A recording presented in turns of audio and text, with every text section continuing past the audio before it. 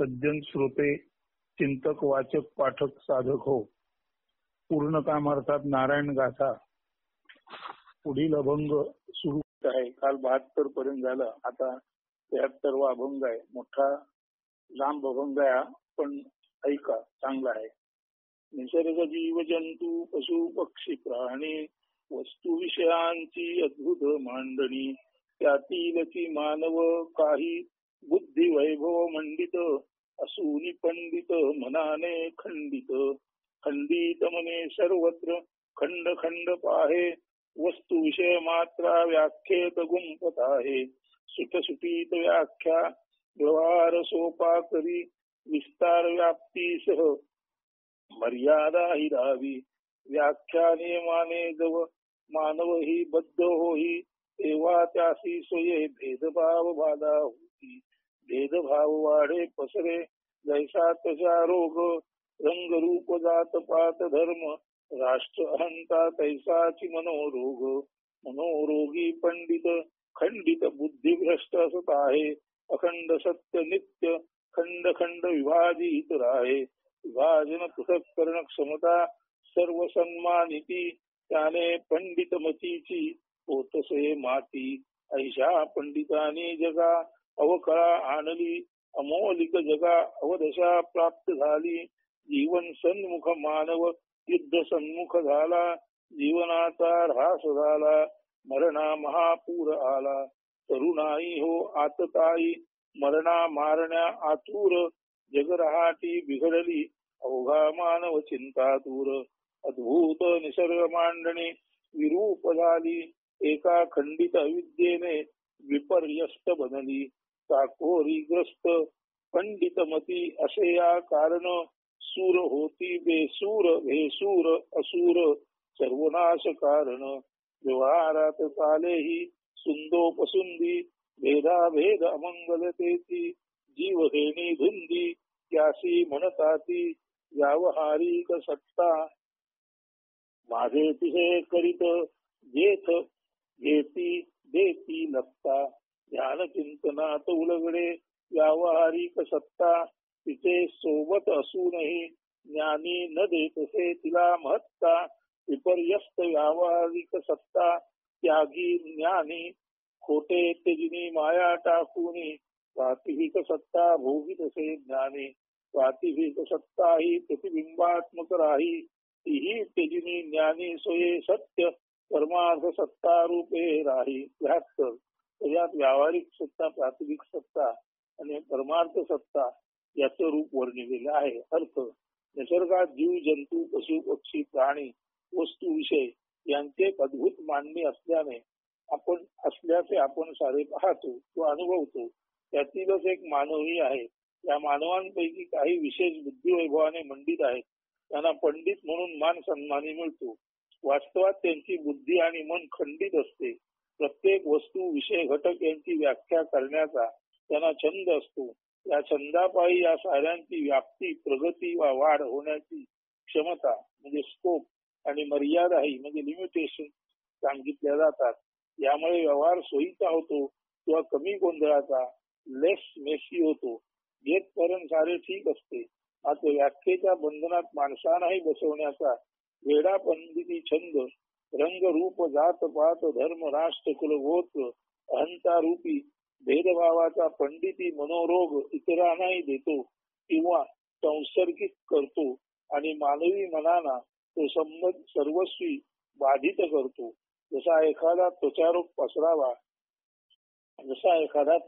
पसरावा अशा पंडितांची वर्णन, पृथक्करण, व्याख्या करण्याची किंवा बनवण्याची आश्चर्यकारक अद्भुत क्षमता त्यांना म्हणजे पंडितांना जरूर पदप्रतिष्ठा प्राप्त करून देते. परंतु त्याने जगाची प्रत आणि पत दोन्हीही बिघडतात. अमौलिक जग अवदशेला प्राप्त होते. जीवन सन्मुख मानव युद्ध सन्मुख होतो. जीवनाचा ऱ्हास होतो आणि मरणाचा महापूर येतो. तरुणाई आतताईपणे स्वतः मरण्यास व इतरांना मारण्यास आतुर होते. जे माझे विरुद्ध ते मरण योग्य असा अट्टाहास समाज मनात दृढ होतो. सरळ साधी निरलस देवासारखी माणसेही बेसूर भेसूर असुर बनून माथेफिरूसारखी वागतात. परस्पर सुंदोपसुंदी अमंगल भेदाभेदाच्या धुंदीतून जन्माला येते. त्याचे मूळ असते पंडितांच्या खंडित बुद्धी. ही सारी असते व्यावहारिक सत्ता, जेथे एकमेकांना लाथा मारण्यात आणि स्वतः लाथा सहन करण्यात मानव दंग असतात. यालाच जीवन असे मानतात. यालाच जीवन असे मानतात माणसे. जे कृष्णमूर्तींच्या भाषेत हीच ती रियालिटी. ते म्हणतात reality means the root meaning of that word is things or thing things. Reality बद्दल जे कृष्णमूर्ती म्हणतात, reality means the root meaning of that word is things or thing and that anything that thought operates on or fabricates or reflects about is reality, and thought thinking in a distorted condition manner is illusion, maya, or self-deception is distortion. So reality is distorted. त्यांना एवढंच म्हणायचं आहे की reality मधला मूळ शब्द real आहे आणि त्या रिअलचा अर्थ वस्तू किंवा एक वस्तू किंवा अनेक वस्तू असा आहे. आणि हा जो अर्थ आहे वस्तू आणि अनेक वस्तू म्हणजे समोर जे जे आहे मांडलेलं त्या सर्व वस्तू आहेत आणि वस्तूंची मांडणी म्हणजे रियालिटी.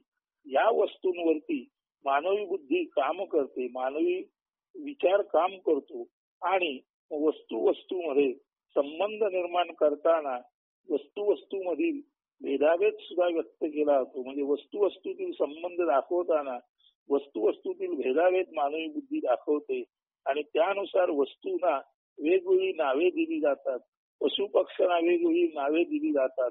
त्यांचे गुण आणि त्यांचे धर्म ओळखून त्यानुसार ही गुणवर्णन आणि विभागणी केली जाते.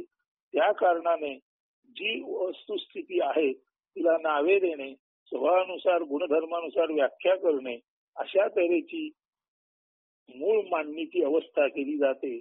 आणि रियालिटी याचा अर्थ मूळ जशा वस्तू आहेत तशा असा न राहता त्या वस्तू मानवी मनाने विचाराने जशा पाहिल्या तशा असा होतो.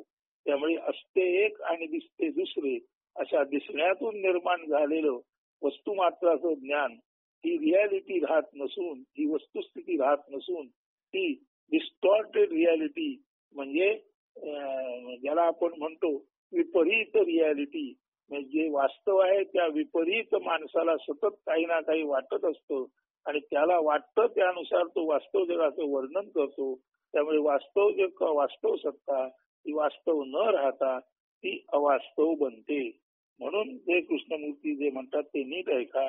Reality means the root meaning of that word is things or thing and that anything that thought operates on or fabricates or reflects about is reality, and thought thinking in a distorted condition manner is illusion.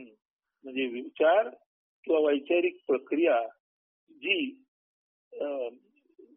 चाकोरीबद्ध मनातून निर्माण होते ती प्रक्रिया distorted म्हणजे विपरीत असते आणि त्या कारणाने माया म्हणजे इल्युजन निर्माण होते.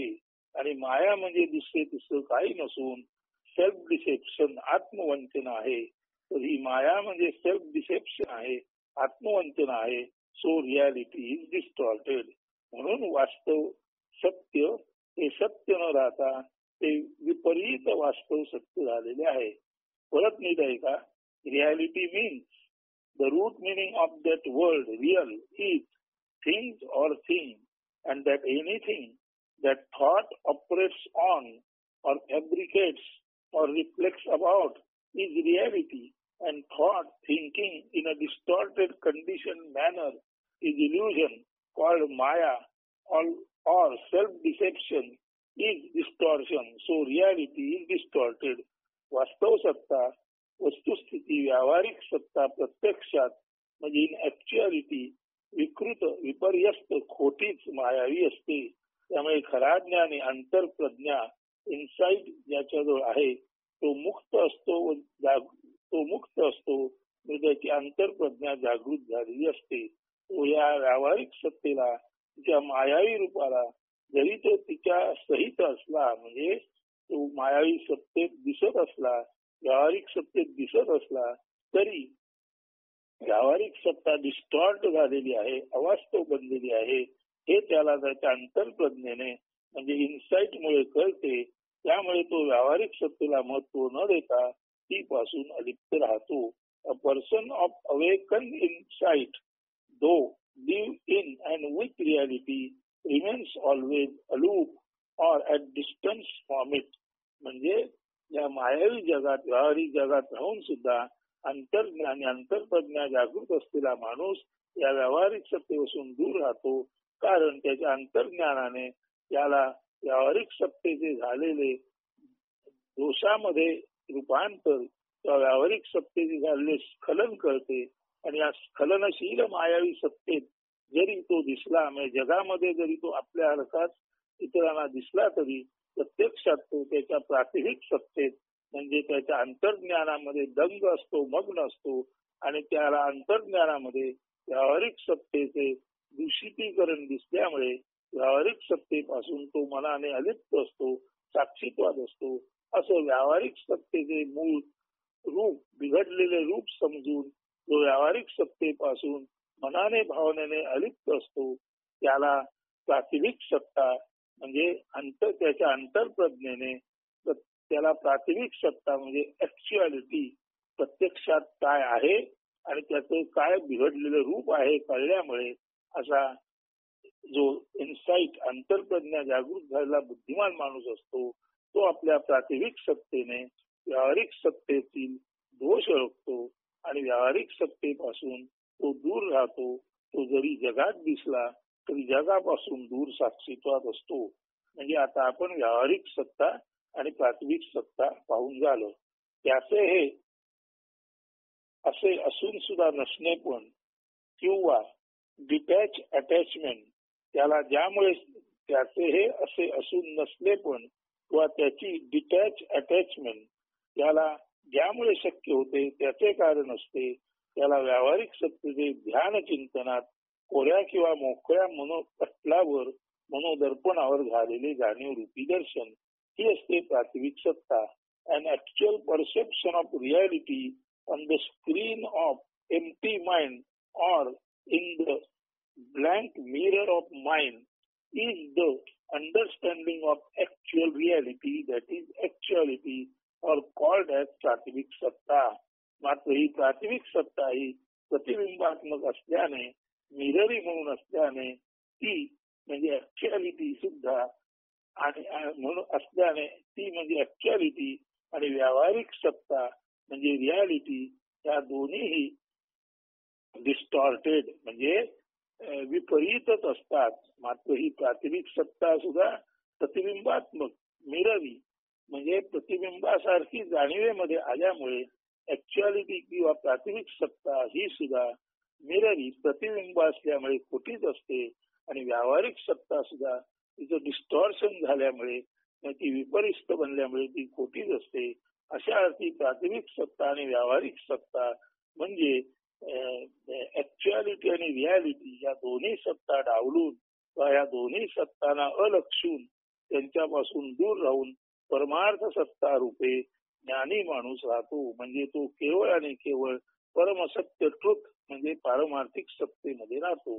तर सांगायचा भाव असा आहे की व्यावहारिक सत्ता म्हणजे रियालिटी आणि प्रातिभिक सत्ता म्हणजे ऍक्च्युअलिटी, या दोन्ही मुळापासून दूर गेलेल्या, भरकटलेल्या, डिस्टॉर्ट, खंडित झालेल्या, विभाजित झालेल्या किंवा ज्याला आपण म्हणतो अवास्तव असतात. त्या कारणाने रियालिटी आणि ऍक्च्युअलिटी म्हणजे वास्तविक सत्ता आणि प्रातिभिक सत्ता या दोन्ही पासून ज्ञानी माणूस पूर्णपणे दूर परमार्थ सत्ता रूपे म्हणजे द ट्रुथ, सत्याच्या प्रांगणात, in the realm of truth, परमसत्याच्या प्रांगणात ज्ञानी माणूस नेहमी राहतो.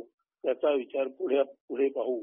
तर आता 74 अभंग आले, 75वा अभंग बघा, तोही छान आहे. अंगकांती छिद्रित वेळू उभा आहे, अंतरात मोकळा त्या सवे अनिल खेळत आहे. छिद्रा छिद्रातून लपंडाव सदा चालत आहे. छान वेणुनाद आसमंती गुंजत आहे. तैसा पोकळ शंख जरी कोणी भुंके त्यातूनही छान शंख नाद उमटत आहे. डफळी मृदंग डमरू आतुनी मोकळे असती. चर्मबंद मुखी थाप पडता गोड बोल उमटती. निवांत मोकळ्या गुहेमध्ये निर्झरगात आहे. रिक्त प्रशस्त हृदय मनी सोहम संगीत चालत आहे. परमार्थ सत्ता तैसी पूर्ण शून्य आहे. त्यातूनची व्यावहारिक सत्ता दृश्य रूपे येत आहे. याची जाण ज्ञानी हृदयी सहज उमटत आहे. रिक्त प्रशांत हृदयी अमनी प्रातिभीत सत्कार आहे.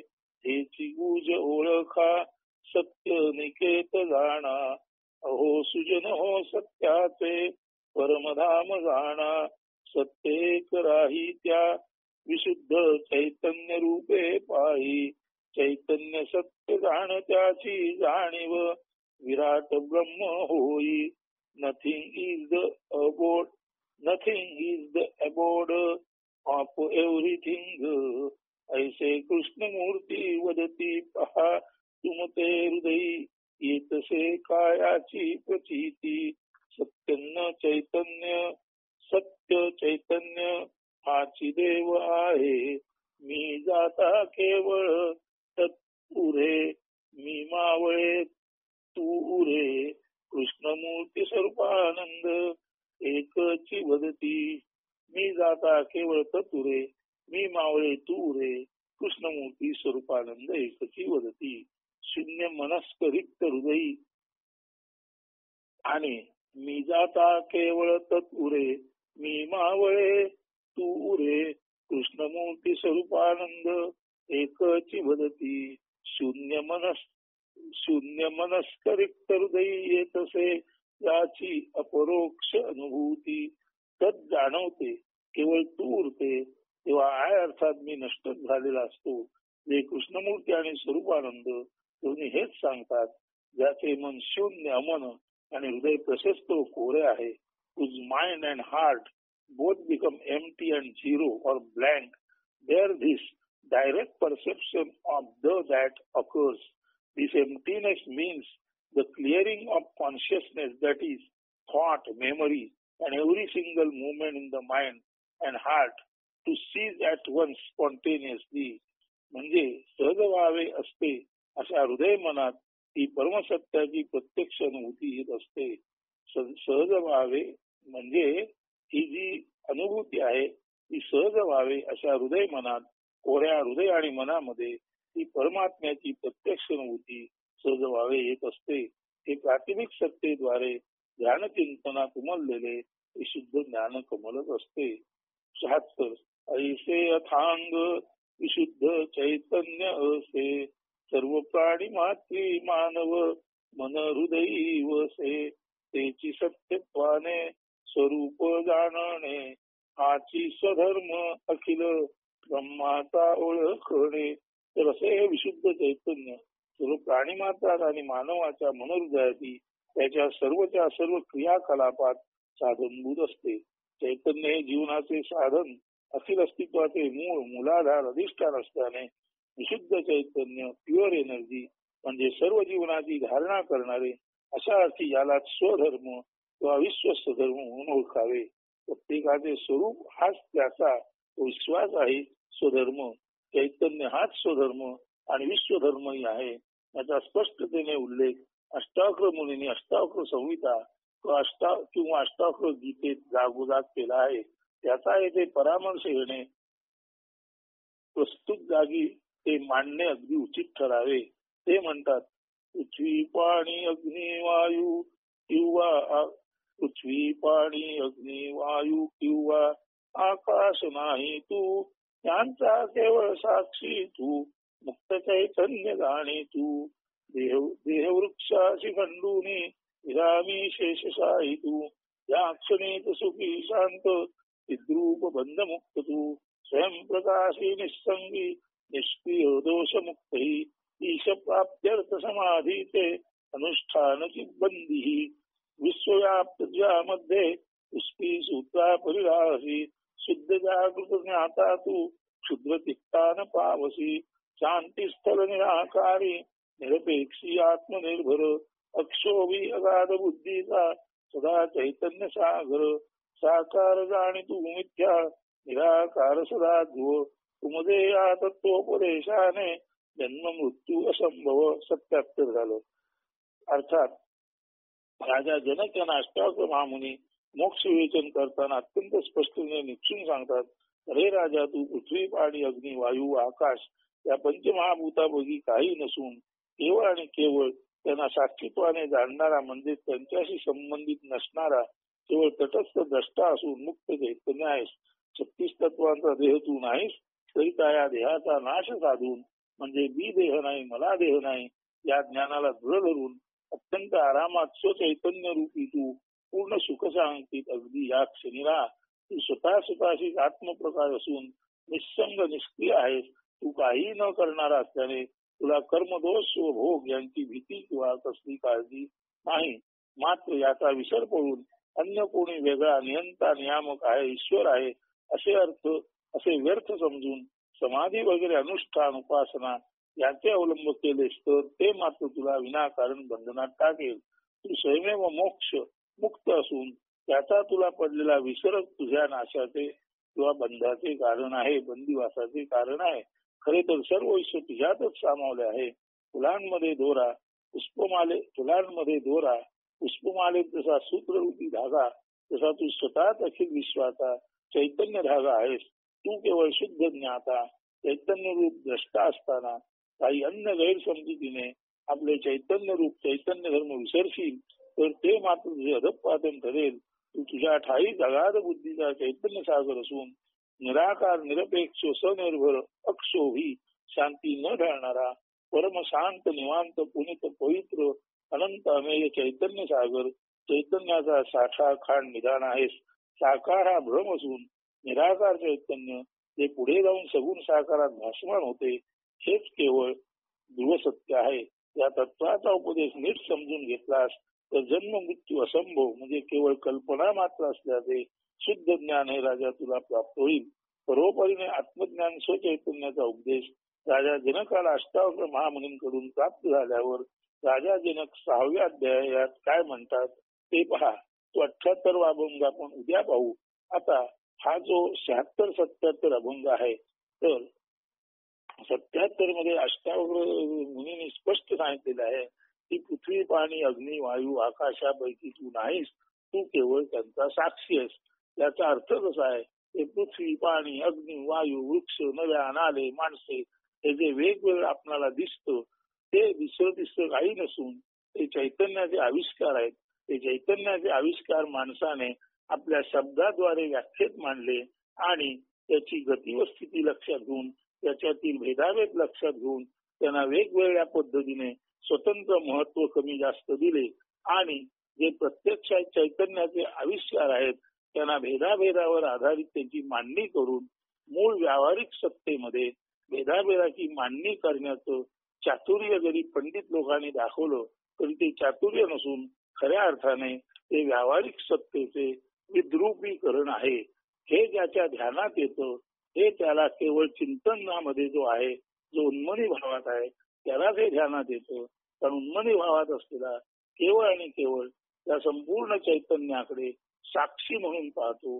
तेव्हा चैतन्याकडे पाहणारा साक्षी सुद्धा चैतन्यच आहे. तो ज्याच्याकडे पाहतो ती व्यावहारिक सत्ता सुद्धा चैतन्यच आहे. तर व्यावहारिक सत्तेकडे उन्मनी भावात म्हणजे प्रातिभिक भावामध्ये पाहताना जे दिसतं ते दुसरं काही नसून चैतन्यच आहे. म्हणजे व्यावहारिक सत्ता सुद्धा मूलतः चैतन्य आहे. ती मूलतः चैतन्य आहे आणि त्याचं विद्रूपीकरण जेव्हा समजतं प्रातिभिक सत्तेद्वारे तेव्हा सुद्धा तिथे त्या प्रातिभिक सत्तेला कारकत्व चैतन्यामुळेच आलेलं आहे. तेव्हा व्यावहारिक सत्ता आणि प्रातिभिक सत्ता हे दोन्ही एकमेव चैतन्यच आहे हे कळल्याने व्यावहारिक सत्ता आणि प्रातिभिक सत्ता दोघांचा स्वाभाविकच साधूच्या अंतःकरणातून दोन्ही सत्ता नष्ट होतात आणि केवळ जेव्हा चैतन्यच उरते तेव्हा प्रत्यक्ष चैतन्य द ट्रूथ म्हणून पारमार्थिक सत्ता म्हणून स्वतः साधूच उरतो. तर व्यावहारिक सत्ता म्हणजे जे जग आहे त्याची खंडित स्वरूपात केलेली मांडणी म्हणून व्यावहारिक सत्ता ही प्रदूषित झालेली आहे. हे प्रदूषण उन्मनी भावात जेव्हा कळते तेव्हा व्यावहारिक सत्ता नाकारली जाते आणि प्राथमिक सत्ता स्वीकारली जाते. परंतु प्राथमिक सत्ता सुद्धा कोऱ्या मनामध्ये साक्षीत्वात असलेल्या कोऱ्या निकोप मनामध्ये व्यावहारिक सत्तेचं पडलेलं प्रतिबिंब अशा अर्थी तेही खोट आहे. त्यामुळे व्यावहारिक सत्ता आणि प्राथमिक सत्ता या दोन्ही डिस्टॉर्टेड आहेत म्हणजे विकृत आहेत. हे लक्षात आल्याने हे ज्याच्या लक्षात येतं त्याला हेही कळतं की सर्वत्र केवळ आणि केवळ चैतन्यच आहे. अशा चैतन्यामध्ये जो राहतो जो ज्ञानी राहतो तो स्वतःच शुद्ध चैतन्य म्हणजे पारमार्थिक सत्ता किंवा द ट्रूथ असतो. आता हे सांगताना याआधी आपण एका ठिकाणी म्हटलेलं आहे की त्याचा थोडा अर्थाच्या पातळीला तिकडे लक्ष देऊया. त्या अभंगामध्ये जे म्हटलेलं आहे ते परत एकदा ऐका म्हणजे तुमच्या नीट या 2 अभंगाचा संदर्भ लक्षात येईल. तर एक मिनिट.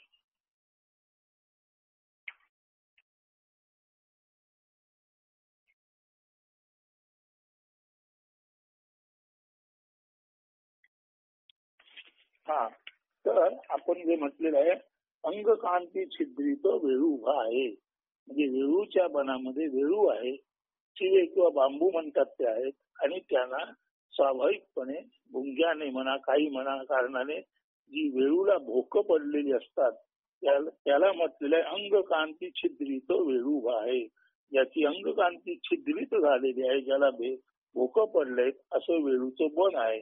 अंतरात मोकळा त्यासवे अनिल खेळत आहे आणि वेळूच्या ज्या वेळूना छिद्र आहेत त्या छिद्रातून वारा जातो आणि त्या वेळूच्या छिद्रातून जेव्हा अनिल म्हणजे वारा खेळतो तेव्हा छिद्रातून वाऱ्याची जी ये जा चालू असते त्याला वाऱ्याचा लपंडाव म्हणतात. आणि वेळूतून जेव्हा वारा जातो तेव्हा त्याच्यातून मधुर नाद उमटतो. म्हणून अंगकांती छिद्रित वेळ उभा आहे अंतरात मोकळा त्या सवे अनिल खेळत आहे छिद्रातून लपंडाव सदा चालत आहे छान वेणुनाद असं म्हणती गुंजत आहे. म्हणजे छिद्रे पडलेला भोके पडलेले बांबू शिवे किंवा जे वेळू असतात त्याच्यातून जेव्हा वारा आरपार जातो तेव्हा त्याच्यातून वेणुनाद म्हणजे मुरलीचा आवाज उमटतो. जशी आपण बासुरी असते तिला छिद्र असतात आणि कुंकर घातली की त्या छिद्रातूनच सारे ग म प ध नि सा असे स्वर म्हणजे संगीत उमटतं. तसंच निसर्गामध्ये वेळू आहेत त्यांच्या अंगाला छिद्र पडलेलं आहे त्या छिद्रातून वारा खेळतोय आणि त्याच्यातून छान वेणुनाद असं म्हणतात गुंजतोय. तसंच कैसा पोकळ शंख जरी कोणी फुंके त्यातूनही छान शंख नादोमट आहे. तसाच पोकळ शंखातून जर कोणी फुंकलं तर त्यातून सुद्धा छान शंखाचा नाद येतो. पुढे आहे का डफळी मृदंग डमरू आतुनी मोकळे असती चर्म बंद मुगी थाप पडता गोड गोड बोलो म्हणती. डफळी मृदंग डमरू ही जी चर्मवाद्य आहेत त्यांना खालच्या बाजूला मातीची किंवा धातूची भांडी असतात आणि वर ताणून त्याला कातडे बसवलेले असते आणि भांडे आणि कातडे याच्यामध्ये पोकळी असते. जेव्हा कातड्यावर थाप पडते तेव्हा आतल्या पोखरीतून आवाज येतो. जसा छिद्र पडलेल्या बांबू मध्ये वेळू मध्ये वारा जातो तेव्हा वेणुनाद उमटतो. पोकळ शंखामध्ये फुंकर घातली जाते तेव्हा शंखनाद उमटतो. तसाच डफळी मृदंग डमरू या चर्मवाद्यामध्ये बाहेरून भांडे असते मातीचे किंवा धातूचे आणि वरून ताणून चामडे बसवलेले असते. त्या चामड्यावर जेव्हा थाप मारली जाते तेव्हा आतील पोकळ भागातून छान आवाज उमटतो. चर्मबंद मुखी थाप पडता गोड बोलो म्हणती. निवांत मोकळ्या गुहेमध्ये निर्झर गात आहे. जसा निवांत मोकळ्या गुहेमध्ये निर्झराचं संगीत ऐकू येतं तसंच जो माणूस रिक्त आहे प्रशांत आहे मनाने मोकळा आहे त्याच्या रिक्त प्रशस्त हृदयी मनी सोहम संगीत चालत आहे. तर सोहम हौसो हे जे संगीत आहे तेच I am that or that is मी म्हणजे मीच ती परमसत्ता आहे आणि परमसत्ता म्हणजे मीच आहे हे सोहम संगीत सुद्धा अशा रिक्त मनातून, रिक्त हृदयातून, रिक्त प्रशांत साधू हृदयातून आणि मनातून उमटत असते. जसं वेळूच्या छिद्रातून संगीत उमटते, शंखाच्या पोकळीत शंख आतून पोकळ असतो, शंख फुंकला की जसा शंखनाद येतो, तसंच चर्मवाद्यावर थाप मारली, वरच्या तांब्यावर थाप मारली की आतल्या पोकळ भांड्यातून जसा नाद उमटतो, तसाच वेळूतून चालणारा वेणुनाद, शंखातून येणारा शंखनाद आणि चर्मवाद्यातून उमटणारा नाद हा केवळ ह्या तिन्ही गोष्टी आतून पोकळ असतात म्हणून येतो. तसाच जो मनाने रिक्त आहे, जो प्रशांत आहे, मोकळा आहे, अशा साधूच्या मनातून सुद्धा किंवा हृदयातून सुद्धा सोहम हौसो ध्वनी येतो. म्हणजे ते सोहम संगीत उमटते. म्हणून परमेश्वराचे ज्याला द ट्रूथ म्हणतात, त्याचे संगीत केवळ आणि केवळ रिक्ततेतून बाहेर येते. मग तो रिक्त मनहृदयाचा साधू असो, मग तो पोकळ वेळू असो ज्याच्यातून वेणुनाद येतो, मग तो पोकळ शंख असो ज्याच्यातून शंखनाद येतो, आणि मग ती पोकळ चर्मवाद्य असो, डफी मृदंग डमरू सारखी, त्याच्यातूनही जसा नाद येतो, तसाच जो रिक्त प्रशस्त कोरा आहे, जो अमनी आहे, त्याच्यातूनच परमहंस संगीत म्हणजे सोहम संगीत, द दॅटचं संगीत सोहम हौसो येत असतो. तर या अभंगामध्ये असं स्पष्ट सांगितलेलं आहे, जो मनाने कोरा आहे, जो मनाने निवांत आहे, जो बिलकुल कंडिशनलेस म्हणजे कुठल्याही रूढीग्रस्ततेत बांधलेला नाही आणि बद्ध झालेला नाही, अशा हृदयातूनच परमेश्वरी सत्ता म्हणजे द ट्रूथ पारमार्थिक सत्तेचे अद्भुत संगीत उमटते. आणि असा माणूसच परमेश्वरी सत्ता द ट्रूथचे वर्णन करण्यास पुरेसा सक्षम असतो. कारण आता तो इतका मोकळा झालेला असतो की त्या मोकळेपणात ते शुद्ध चैतन्य कसं नांदतं. जसं मोकळ्या हिरव्या माळावरती हरणाची पाडसं, ससे किंवा पोपट मैना खेळाव्यात, तसं ज्याचं अंतःकरण, ज्याचं हृदयाचं प्रांगण, ज्याचं मनाची खोली पूर्णपणे रिक्त प्रशस्त मोकळी आहे, तिथेच सत्याचं गुंजन होतं. हे सांगण्यासाठी वर वेणू झाल्यानंतर चर्मवाद्य, शंख याची उदाहरणं दिलेली आहेत. सारांश परमार्थ सत्ता किंवा द ट्रूथ फक्त आणि फक्त साक्षीत्वाद असलेल्या कोऱ्या हृदय मनाच्या साधूच्या ज्ञानी माणसाच्या हृदयातून येते. आणि हे परमार्थ संगीत त्याच्या हृदयात गुंजते. तेच तो त्याच्या मुखावाटे सरस्वती रूपे बोलत असतो, सांगत असतो आणि त्याच्याच संवादात तो कायम असतो. तर परमार्थ सत्ता कशी, द ट्रूथ कसं प्रत्यक्षात माणसाच्या हृदय मनामध्ये येतो, how the direct flow of truth comes from the truth to the heart of the sadhu, to the heart of the simple man, हे यामध्ये सांगितलेलं आहे. याच्यावर आपण नीट लक्ष द्या. तर आता आपण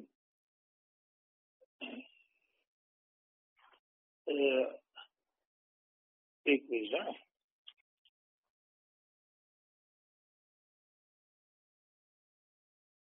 तर आपण आता 77 पर्यंत अभंग पाहिला. पुढचा एक पाहू.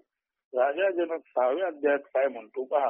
अंत पार मी आकाश, विश्व हे मृत घटापरी, ऐसे स्वरूप जाणीता, ग्रहण त्याग कसा करी, स्वभावे उठती लाटा, असीम मम सागरी, वृद्धी लय नसे काही, त्याने या चैतन्य सागरी, असीम मम सागरी, विश्व ही कल्पना असे, अतिशांत निराकार, व्यवस्थित सदा असे, विषयात नसे आत्मा, ऐसे विषय आत्मीते, अनासक्त में निस्पृह, ध्रुवावस्थ सुधा असे, चैतन्य मातनी राई, विश्वमज मृग जरापरी, ग्राह्य अग्राह्य न संसारी, हे सारे कल्पने तरी.